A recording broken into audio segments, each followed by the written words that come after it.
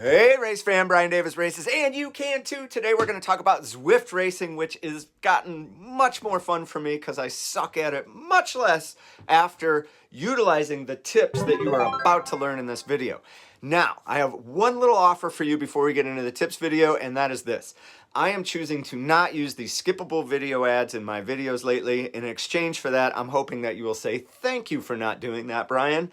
And the way that you can thank me is by smashing the like button, subscribing to the channel, or leaving a comment down below, or heck, you know what? Do all three. That'd make my day. All right, let's get into it.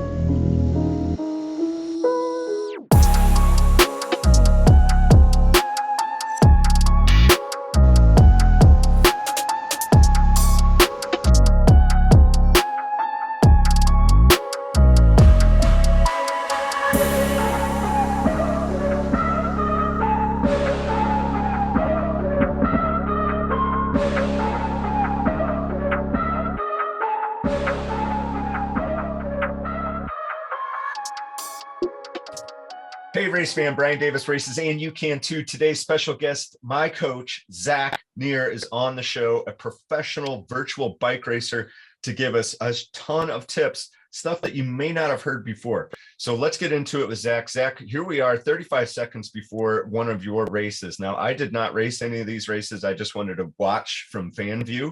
And this one, I was able to follow you pretty quickly. So walk me through, what are you thinking in the first 20, as you're getting ready for the race? How much have you warmed up to this point? Like, walk me through the start. What's going through your head? Yeah, I warmed up for probably 30, 40 minutes at this point, just riding super easy, and kind of got into this race with a few minutes to go. And then as it's counting down here, I'm riding super, super easy. But as it hits 5 seconds to go, I'm thinking about ramping it up. And right at 1 second to go, that's when I really want to spike my power, because whatever power output I'm doing as it hits 0, that's the speed I'm going to take off from the line. So I kind of hit 600 watts right at the start there. You can kind of see my avatar kind of boosted to the front, and then all of a sudden I'm in the top 5. Yeah, we'll take a slow-mo look at this. And so, yeah, 628, and then boom, you're in the top 5. And then what I find interesting is you immediately start backing off to try to get that rest as quickly as possible, right? Yes. Yeah. So for the starts, I try to spike it off the start line. And then once I hit that front 5 or front 10 guys, I just back off the power. And kind of from the start and the entire race, my main goal is to do as little as possible to maintain my position. So if I need to do 250 or 300 watts just to stay in the top 5, I'm going to do that. I'm not going to do 350 because I'm going to be wasting energy. Right.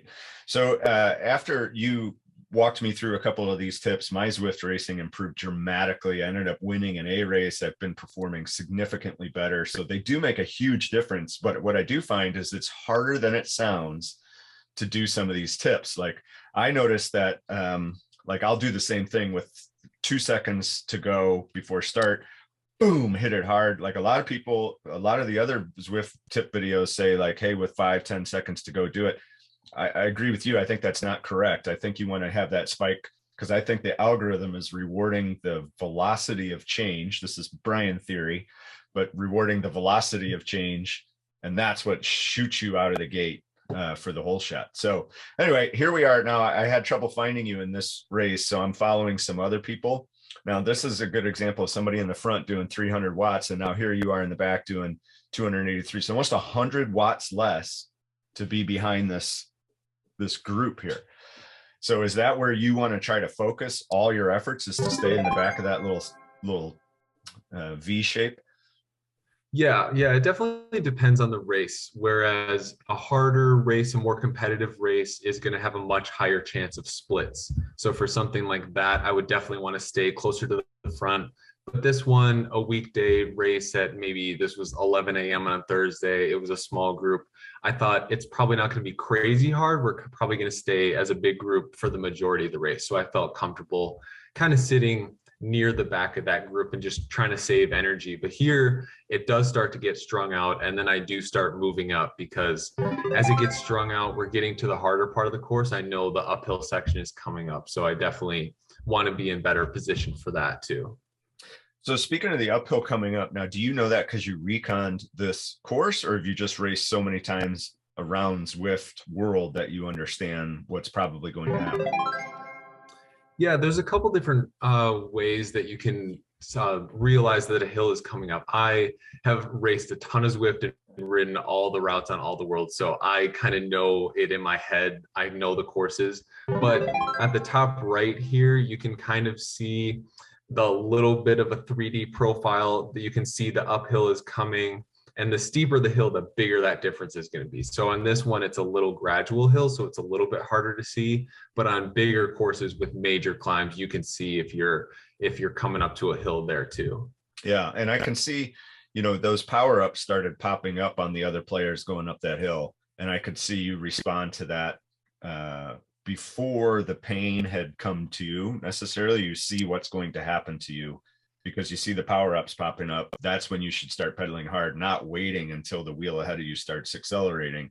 Start sort of pre-planning that it's about to get hard. I'm going to be ready for it. And then this too is, I noticed in these races, like when the banner pops up to do a sprint or a King of the Mountain, things got hard for briefly, and you would react to that quickly by closing a gap if one opened up ahead of you, or staying in your spot that you're committed to staying in, which I thought was just, your responsiveness is much quicker than mine, and your ability to not surge and end up in the front, like I said, that's so much harder than it sounds. So yeah, it is tricky. It's definitely something you learn with racing more and racing the courses. And I kind of know how long the hard part is going to be, and then I know right after that it's probably going to settle down, so I know that I can kind of back off the power and then settle into the group and start coming into the finish pretty soon. So I just flipped back in the footage to review that like 10 to 12 minute mark. I noticed things kind of chilled out for the 10 to 12 minutes. Do you find that in a lot of races where it's really hard for the first 10 minutes and then there's a big settle point until the last sprint, which is what we're seeing now? Definitely, yeah. It's usually for me about 1 or 2 minutes of really hard, like 6-7 watts per kilo, and then after that it settles a little bit. And then depending on the course, if there's a climb, it might stay hard for a while. But if it does flatten out, or if there's a downhill, it usually gets easier around the 5-10 minute mark. Yeah. Now, when you're coming into the finish, I can't see your distance because of the fan view, but I know I can tell it's finishing because you're closing this long gap to get competitive here, putting out a bunch of watts per kilo at the end. Are you watching the heads up display more than you're watching the players on the game? Yeah, so there was a lot going on in this one. It was very different from a normal Zwift sprint finish. Normally, the group would stay together until maybe 400 meters to go, 300 meters to go, and then we all just sprint at the end. This one, I mean, there were 3 or 4 or 5 guys that, I mean, they went full gas attack mode at 1.2K to go, and the group strung out. It started splitting, and at 1K to go, I mean, I saw these splits happening. I was watching the map in the top right-hand corner of the screen, and those gaps just kept getting bigger, and I was like, I need to close this now, otherwise I'm never getting back. So I was trying to close the gap at the end, but they got the jump on me, and that was kind of it. Right. A little unique in that one. All right. So now we're going to do this is the next race. Now, one thing about that last race, it was a chase race. This is more of a traditional race. So first across the finish line wins here, right? So now there's a much larger group of A racers in this group. And again, I had trouble finding you in the beginning. So I'm flipping through people in the back. Here we're joining a rider, and he's in, I don't know what position he's in, but he's way in the back. Here's 116th place, and you can see right here, this rider's an A racer, plenty talented, but so far back that gap that I'm showing in slow-mo is going to be a huge problem, and all these A riders are going to get shelled out. Now eventually I find you as I work my way up this huge group, because I know you're going to be up near the front. So sure enough, eventually I'll find you here. So walk me through that process. On a big group, do you have a different tactic than a smaller group for starts? Definitely, yeah. So this was one of the Tour de Zwift stages, and these races are about as big as it gets in terms of the field size. I think in this one we had a few hundred people, but I've done a few events like this before where there were 2 or 3 thousand people. And if you're starting in 2,500th place, you have a long way to go to get to the front. So I knew I started near the back, and I sprinted very hard for the first 20 seconds. Whereas in the last race, it was a much smaller group. I probably sprinted for 3 or 4 seconds to get to the front. This one, I was full on out of the gate, around the corner, all the way in, until I could see the front 50 riders.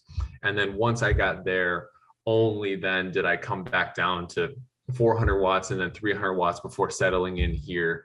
Because, I mean, we're barely a minute into the race and there's about 40 riders left in the front group, and all the splits are they're done. They don't come back in Zwift. So that's the front group.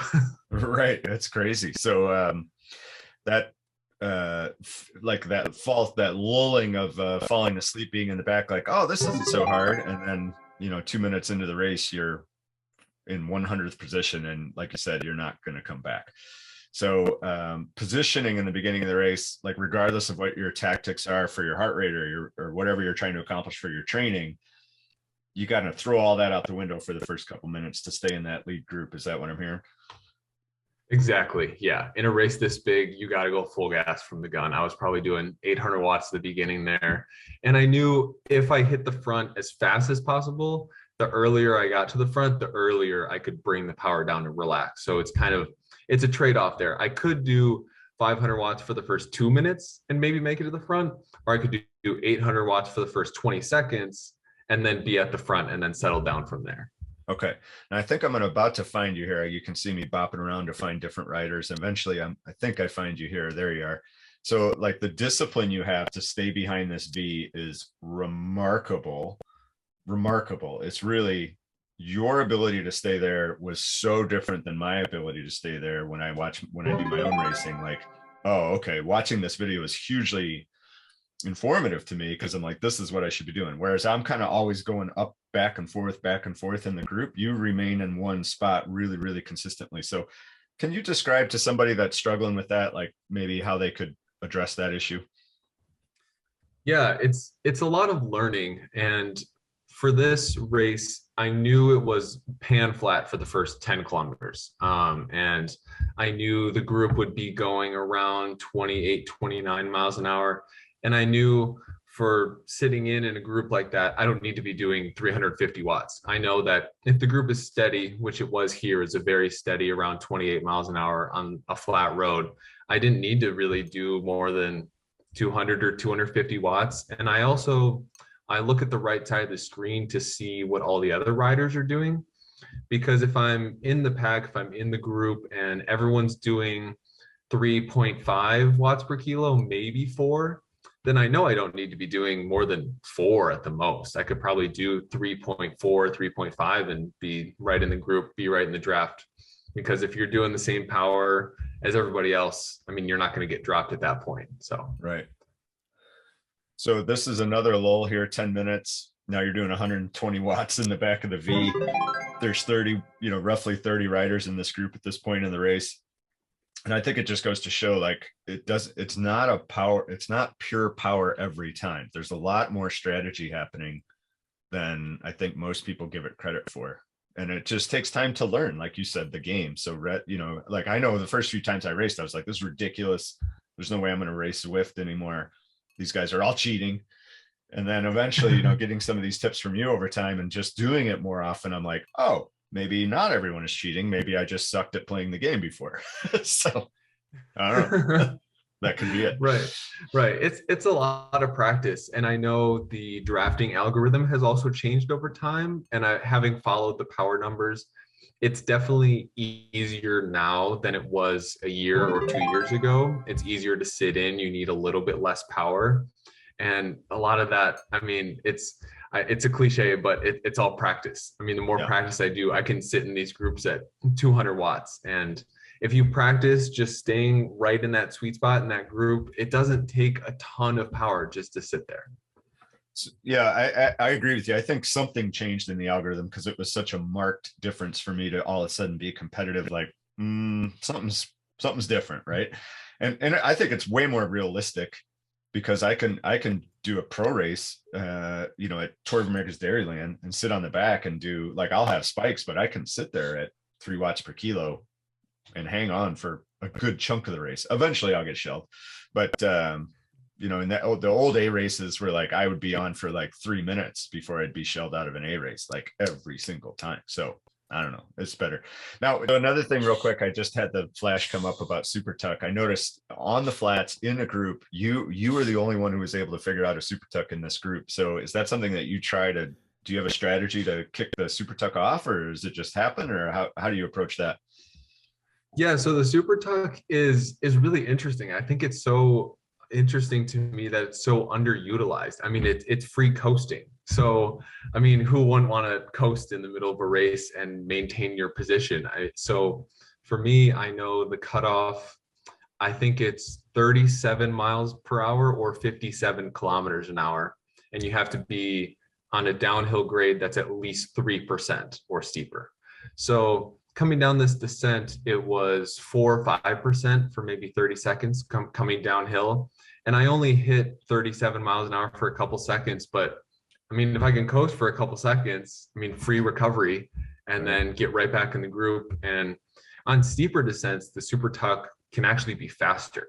So if you're coming down the epic KOM and it's negative 10% and you hit 70 kilometers an hour or something, or 50 miles an hour, if you super tuck, it's actually faster. So you'll get groups in races going down the descents, all super tucking, and they'll drop people that are trying to pedal just because the super tuck makes you more aero on those steep downhills. So I try to use it as much as I can. That's awesome. All right. Well, I'd love to bring you back for more of a tip video later to talk about it, like equipment, bike choice, wheel choice, all that stuff. But we're out of time for this video. But I just want to thank you for coming on the show. And anybody watching, if you have any questions for Zach or questions for me, throw them in the comments down below. Smash that like button. Let us know. We'll try to answer your get more tips to you. Zach has just been made an incredible difference to my fitness this year and my motivation. I have zero lacking of motivation. So if you're looking for a coach, hit up Zach. And if you have any questions about Zwift racing, let us know down below. Okay. Thanks everybody for watching. Appreciate it. Thanks, Zach. Thanks so much, Brian.